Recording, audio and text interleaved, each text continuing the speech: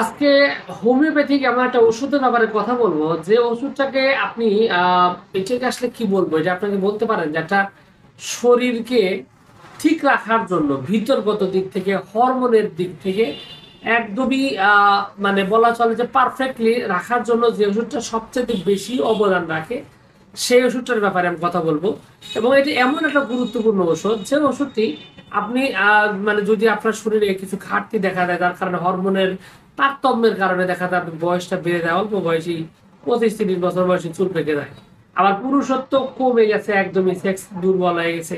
শুধু তাই নয়, অল্পতেই ক্লান্ত লাগে, একটু কাজ করলেই নিজের ক্লান্ত লাগে, চেহারাটা কেমন যেন বুড়ো বুড়ো একটা ভাব চলে আসছে। এইরকম অনেকগুলো বিষয় নিয়ে কাজ করে, সেই রকমই একটা ওষুধ নিয়ে আজকের এই ভিডিওতে কথা বলবো। আর এই ওষুধটি নিয়ে এর আগেও আমি অনেকবার কথা বলেছি, তবে আজকে শিডিউল অনুযায়ী পড়ার কারণে আজকে আবারও সে বিষয় নিয়ে বিস্তারিত তথ্য দেওয়ার চেষ্টা করবো। আর সে যে ওষুধটির ব্যাপারে কথা বলছি, ওষুধটির নাম হলো অশ্বগন্ধা। অশ্বগন্ধা মূলত অশ্বগন্ধা গাছ থেকে এটা সরাসরি তৈরি হয়। সুতরাং এই ওষুধটি হোমিওপ্যাথিক, আয়ুর্বেদিক এমনকি কবিরাজিতেও এটা সবচাইতে ব্যবহৃত হওয়া ওষুধগুলোর মধ্যে একটা।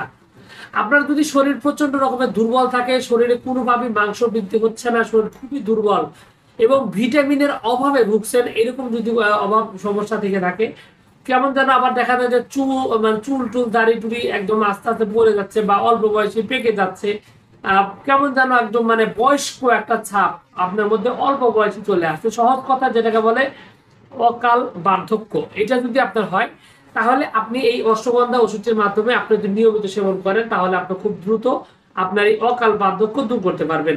এবং নিয়মিত এই অশ্বগন্ধা সেবনের ফলে হরমোনের পাশাপাশি এটা কিন্তু পুরুষের, যে সমস্ত পুরুষ বাচ্চা জন্ম দিতে পারতেছে না, তার কারণ হলো যে পুরুষ বন্ধ্যাত্বে ভুগছেন, মানে বীর্যের ভিতরে স্পার্ম যেটা রয়েছে, স্পার্মের সংখ্যা অনেক কম, যেটা সাধারণত বাচ্চা বাচ্চা হয় বা বাচ্চা রূপ নেয়। তো এই স্পার্মের সংখ্যা কম হওয়ার কারণে ডাক্তার বলে দিচ্ছেন যে বাচ্চা হচ্ছে না, এরকম যদি লক্ষণ থেকে থাকে তাহলে এই অশ্বগন্ধা এটা যদি নিয়মিত কিছুদিন সেবন করেন তাহলে আপনার বীর্যের স্পার্মের সংখ্যা বেড়ে যাবে।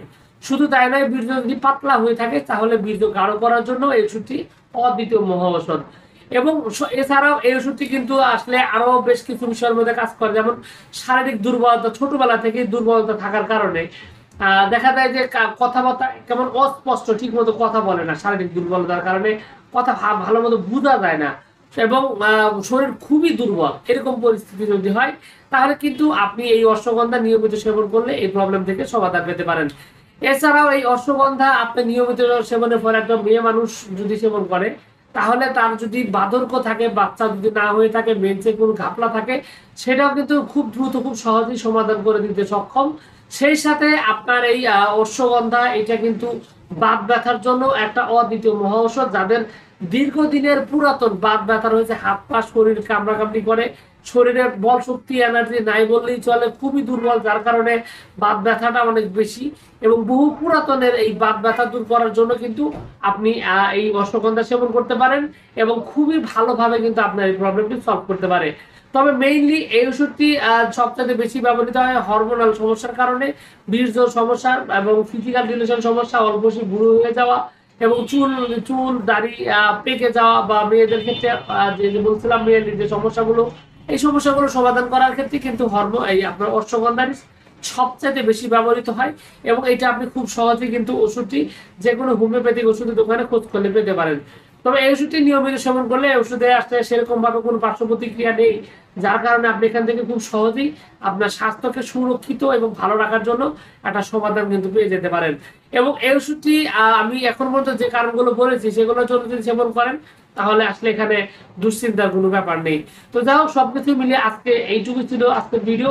আশা করছি এই তথ্যগুলো আপনার কাছে অনেক অনেক বেশি ভালো লেগেছে। আপনি লেগে থাকা অবশ্যই ভিডিওতে একটি লাইক দেন, আর চ্যানেলে প্রথমবার যদি এসে থাকেন অবশ্যই চ্যানেলটি সাবস্ক্রাইব করবেন। কোনো প্রশ্ন, কোনো মতামত, কোনো অভিযোগ যদি থাকে তাহলে অবশ্যই কমেন্ট করে জানাতে পারেন। তো ভিউয়ার্স, আপনাদের সকলকে অনেক অনেক ধন্যবাদ। আসসালামু আলাইকুম।